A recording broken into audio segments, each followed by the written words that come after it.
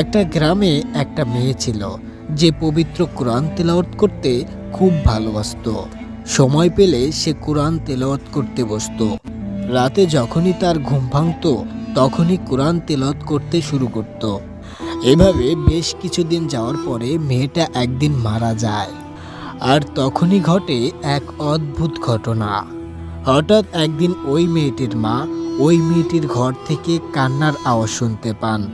পরের দিন সকালে মেয়েটির বাবাকে খবরটা জানান, কিন্তু তিনি সেটা বিশ্বাস করেন না।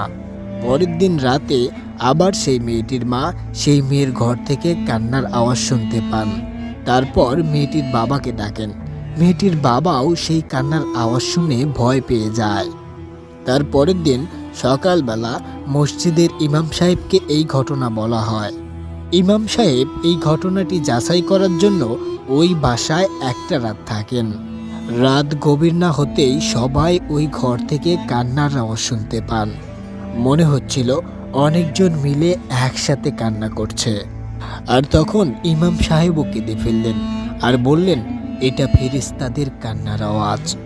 মেয়েটা প্রতি রাতে এই সময়ে কোরআন তিলাওয়াত করত, যা শুনতে ফেরেশতারা এখানে আসতো।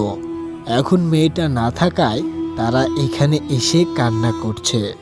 সুবহানাল্লাহ।